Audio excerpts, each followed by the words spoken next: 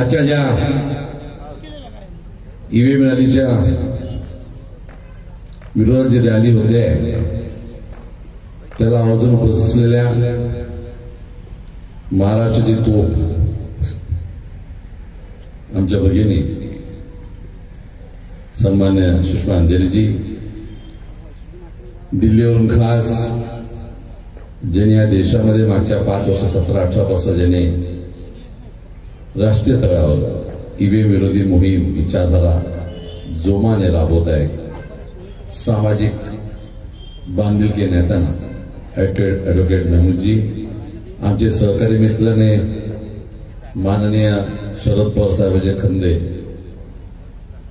ज्यांनी आपल्या ठाण्यासारख्या ठिकाणी स्वतःचं ठाण घट्ट करून ठेवलेलं आहे, सन्मान्य जितेंद्र आव्हाडजी, अशोक ढवळजी, ॲडव्होकेट आकाश, स्मिताताई, मंचाला बसलेले मान्यवर, उपस्थित बंधू मित्रांनो, सुषमाताई आणि जितेंद्रजी आणि आम्ही आपण बोलले असताना मी खूप काय बोलावं अशातला भाग नाही, पण तरीही माझ्या अगोदरच्या वक्त्याने काय बोलत असताना काही मनातले विषय बोलले इथे ते लोकांच्या उपस्थितीबद्दल बोललेला आहे. म्हणून हा एखाद्याचा सत्कार सोहळा नाही आहे, हा कोणाचा आपण त्या ठिकाणी वाढदिवस साजरा करत नाही, एखादं भूमिपूजन किंवा उद्घाटनही नाही आहे. हा विषय हा देशातील मूलभूत लोकांचा अधिकाराचा विषय आहे, हा देशातील लोकशाहीचा विषय आहे, या देशातील संविधानाने दिलेला अधिकाराचा विषय आहे. आणि या विषयामध्ये आपल्याला ॲडव्होकेट अशोकजी आकाश आपल्याला एक गाड्या भरून लोक आणता आले असते, काही मोठा विषय नव्हता आपल्यासारखा, आम्हाला आदतच आहे, आम्ही करतोय राजकीय, पण तेवढं आम्ही काम भागणार आहे का, त्याला निकाल निघणार आहे का, जे उद्दिष्ट तुम्ही आम्ही घेऊन चालतो ते पूर्ण होणार आहे का, हा सुद्धा विषय समजण्यासारखा आहे. आणि मला असं वाटतं ही मुवमेंट आहे, पण मला नक्कीच वाटतं कोणी किती वर्तमानपत्रामध्ये किती रकाने लिहित असाल, सरकारच्या माध्यमातून किती जरी त्या सगळ्या गोष्टीला दाबण्याचा किंवा सांभाळण्याचा किंवा त्याला काहीतरी कंट्रोल ठेवण्याचा प्रयत्न करत असाल, पण साऊथ एशिया कंट्रीमध्ये, साऊथ एशिया देशामध्ये ही विचारधारा जोरात जोर पकडून आलेली आहे. सगळे तुम्ही आम्ही आज सगळे गुगलवर आहात, तुम्ही आम्ही सगळेजण इंटरनेटवर आहात, इलेक्ट्रॉनिक मीडियाच्या माध्यमातून जगातली सगळी गोष्ट शोधून आपण माहिती करून घेतो. साऊथ एशियन भागामध्ये, जगाच्या साऊथ एशियन पार्टमध्ये अन्यायाच्या विरोधात रस्त्यावर उतरून आपल्याला न्याय मिळवून घ्यायची भूमिका इथून इकडे फार घट्ट व्हायला लागलेली आहे. आणि त्याचं उदाहरण कोणाला मागायची गरज नाही. श्रीलंका, बांगलादेश आपण पाहिलेला आहे, आणि या देशामध्ये सुद्धा साऊथ नॉर्थ, तिकडचं नॉर्थ ईस्ट आपण ज्याला म्हणतो, त्या भागामध्ये सुद्धा आज जरी वर्तमानपत्रामध्ये आणि सगळ्या प्रसार माध्यमात आपल्याला कळत नसेल तरी ती लोक उभे झालेली आहे. मोठी लोक उभी नाही झाली, नेते उभे झाले नाही, कुठलाही तर राष्ट्रीय पक्ष तरी उभा झाला नाही तिथं. नॉर्थ ईस्ट मध्ये सामान्य माणूस उभा झालेला आहे. एक तर मणिपूर मुद्दा राहिला नाही, आता ते मिझोराम पर्यंत सुद्धा गेलेला आहे. ही वस्तुस्थिती आपल्याला मान्यच करावं लागेल, ज्याच्याकडे पूर्ण माहिती देईल. आणि तो दिवस दूर नाही, तो दिवस दूर नाही. ह्या पुरा भारत देशामध्ये सुद्धाही एक असा काय त्या ठिकाणी प्रकल्प, असा काय त्या ठिकाणी आंदोलन होऊन जाईल की नेतेच बाजूला राहतील, सामान्य माणूस ही लढाई हातामध्ये घेईल आणि पाहता पाहता देश एवढा शिकवून टाकेल की कोणाच्या त्या ठिकाणी सामान्य पलीकडे चालला जाईल. हा माझ्यासारखाच नक्कीच विश्वास आहे. ईव्हीएम बद्दल खूप चर्चा होऊ शकेल, खूप नेते लोक बोलू शकतील, खूप इंजिनियर वेगवेगळे आपले मतं मांडू शकतील. चीफ इलेक्शन कमिशन कडनं सुद्धा त्या ठिकाणी सांगण्यात येते की तुम्हाला अडचण असेल तर तुम्ही व्हीव्हीपॅट मोजा. कसलं व्हीव्हीपॅट मोजायचं रे? आणि हा देश सोडल्यानंतर देशामध्ये शिक्षणाच्या माध्यमातून देशातील सर्वसामान्य माणूस शिकून मोठा झालेला आहे, त्याला त्या ठिकाणी तंत्रज्ञान सगळं समजतं. हा देशातील इंजिनियर कॅलिफोर्नियामध्ये जाऊन स्वतः डंका पिटतात आहे. अमेरिकेसारख्या देशाला सुद्धाही ह्या देशातील लोकांच्या इंजिनियरची त्या ठिकाणी असलेले आयक्यू मोजता मोजता नाकी दम येते. आणि मग तुम्ही आम्हाला सगळं ईव्हीएम काय होत नाही. माझ्या नंतरचे वक्ते सांगतील नाशाचा भाग नाही, पण अगोदर सुद्धा आपण ऐकलं सार जगामध्ये ज्या देशाने ईव्हीएम निर्मिती केली, जपानने ईव्हीएम बंद केलं.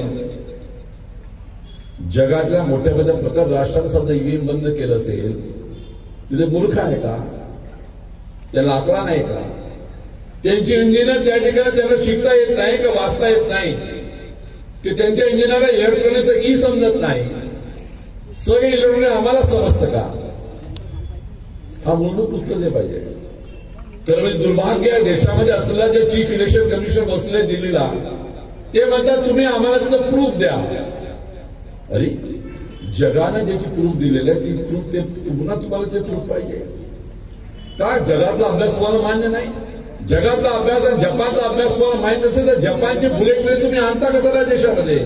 आपली बुलेट ट्रेन पाठवलं त्या ठिकाणी, आपले इंजिनियर पाठवलं. मग मी माझ्या ग्रामीण भागातल्या शेतकऱ्यांना नेहमी विचारतो की त्या लोकांना मान्य झालेलं आहे.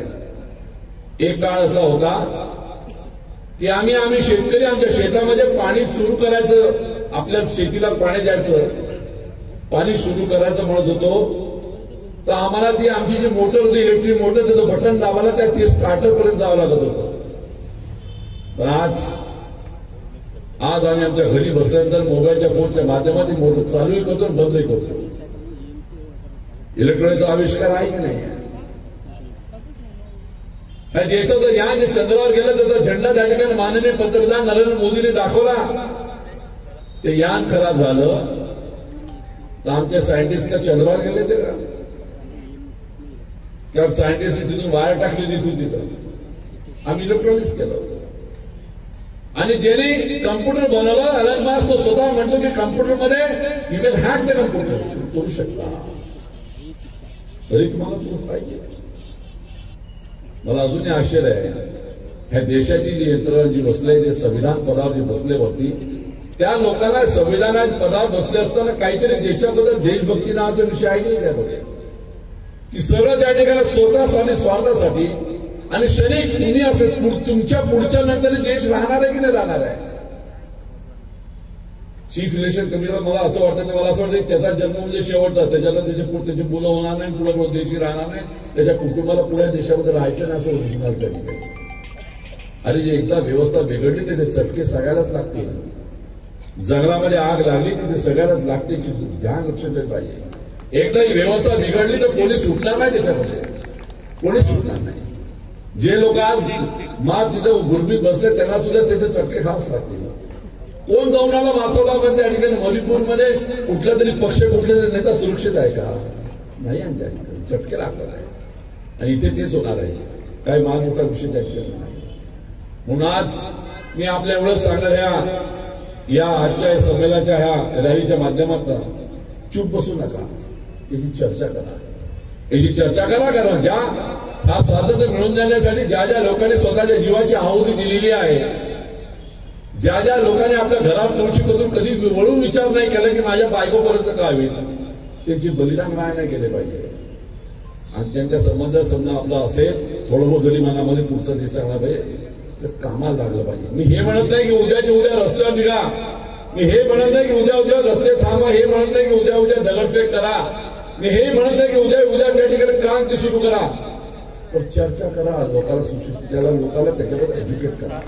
लोकांच्या मनामध्ये खतखत आहे. आकाशात आज आपण जेव्हा रॅली काढली, तुम्ही निघालो पायी महालमधून, तुम्ही पुढे चालवत होते, मी सुद्धा चालून आलो, पण रस्त्याच्या दोन्ही बाजूला जे लोक उभी होती ते लोक पाहतात, त्याच्या चेहऱ्यावर थोडं ऑब्झर्व करायला मिळतं. त्या लोकांच्या चेहऱ्यावर तेच होतं की हे बरं आहे, काहीतरी होऊन आलेलं आहे.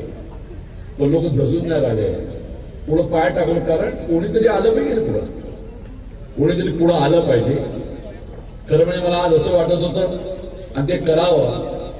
आणि सन्मान्य सुषमासाहेब, माझी आपल्याकडे अपेक्षा आहे की आपलं भाषण सुरू व्हायच्या अगोदर मध्य प्रदेशची जी घटना आहे त्याचा उल्लेख आणि त्यासंबंधी संवेदना आपल्याकडनं मंचाकडून झाल्या पाहिजे. त्या मध्य प्रदेशची घटना किती दुर्दैवी आहे, भयानक आहे. माणसाने माणसाला जगावं. या देशामध्ये कोणाकडे पाव संशय झालेला आहे. त्या लहान पोरानं गुंडलक दिलं, त्याच्या आई वडिला त्या ठिकाणी दुर्दैवानं आज आत्महत्या करावं लागते ईडीच्या ढाकाने. ही कुठली विचारधारा आपण जोपासून निघालेला आहे. आणि मग असंच चाललं आलं तर मग तो दिवस दूर नाही की मनुवाद पुन्हा आपल्याला स्वीकारावं लागेल. तुमच्या आमच्या हातामध्ये पोथ्या राहील, त्या पोथ्या वाचवायला जर त्या ठिकाणी जे पोथ्या वाचतील त्याला प्रसाद पोचवणं आणि त्याची कुसमुस एवढंच आपल्या हातात राहील, मग काय राहणार नाही आपल्या हातामध्ये. हा विषय आज समजून घेण्यासारखा आहे. आणि मग आज कोणी काय कुठला स्ट्राईक रेट मला समजत 6 महिन्यामध्ये नेव्हर हॅपन. म्हणजे खरं म्हणजे जितेंद्र आव्हाडचे आपण सुद्धा खूप अभ्यास करते, म्हणजे खूप आचार 6 महिन्यामध्ये 5 महिन्यामध्ये 6% स्विंग. अरे जगात नाही झालं रे. डोनाल्ड ट्रम्प त्याला नाही झाली. ट्रम्पला नाही मिळालं. ट्रम्पला सुद्धा 5 महिन्यामध्ये 6% स्विंग इमिजिएट. आणि काही न होता कुठं वारं नाही, कुठं हल्ला नाही, कुठं गुल्ला नाही, आणि एवढं सगळं होतं. तर सन्मान्य शरद पवार साहेब मार्कोटवाडीमध्ये गेले, त्याच्याबद्दल का हो काय एवढं ऑपरेशन करायचं काय नाही. पुरा महाराज होऊ द्या एकदाच आम्हाला आमचं तपासून घ्या. 73वी घटनाच्या दुरुस्तीच्या अंतर्गत प्रत्येक ग्रामपंचायती स्वातंत्र्य संस्था आहे. त्या संस्थेला आपलं समाधान घेण्याचा अधिकार आहे ग्रामसभेचा. का म्हणून त्याला म्हणतात तुम्ही तुमचं माफ करून घेऊ नका, ते होऊ देत नाही. माझं असं मत आहे की नक्कीच आपल्याला याच्याबद्दल सगळा याचा निर्णय करावा लागेल. एक राष्ट्रीय पक्षाचा व्यक्ती असल्यामुळे पक्षाच्या धोरणाच्या माध्यम बांधिलकी. पण आमच्या सन्मान्य प्रियंका गांधी यांनी काल परवाच्या दिवशी जे पार्लमेंटमध्ये भाषण दिलं त्यांनी आपली भूमिका स्पष्ट केलेली आहे. एकदा बॅलेट पेपर निवडून घेऊन दाखवा आणि मग आम्हाला सांगा. म्हणजे काँग्रेस पक्षाकडनं आता ती भूमिका लवकरच जाहीर तिथं होणार आहे. न्यायाशातला भाग नाही, पण त्याचं केवळ थांबायचं नसतं. मला लोक आलेले विचार सुनील तुम्ही बसव आले बसले. येस मी येऊन बसणार आहे. तर सर माझी सुद्धा बांधिलकी आहे ना विषयाला देशाबद्दल आहे नाही आहे. प्रोटोकॉल नंतर पाहू, मान सन्मान नंतर पाहू, पण पहिले देश पहा. देश राहील तर सगळ्या गोष्टी नाही तर राहणारच त्या ठिकाणी. आणि हा समजा आपल्याला हा देश टिकवायचा असेल, हा 140 कोटीचा वेगवेगळ्या जाती पंथाचा देश आपल्याला टिकवायचा असेल, त्या देशातील लोकशाही संविधान टिकवण्या मूलभूत भूमिका त्या आपला कर्तव्याचा भाग आहे. कोणाला पुष्मस्कऱ्या करायचा भाग नाही. आणि ही विचारधारा घेऊन आपण पुढे गेलं पाहिजे असं सांगायला झालेलं आहे. कधी कधी आश्चर्य वाटते आकाश न्यूज बोलत असताना कुठं कुठं रुजलाय, कुठे कुठे लोक स्वार्थी होऊन गेलेले आहे. असा एक प्रवास सांगा ज्या ठिकाणी स्वार्थी लोक दिसत नाही.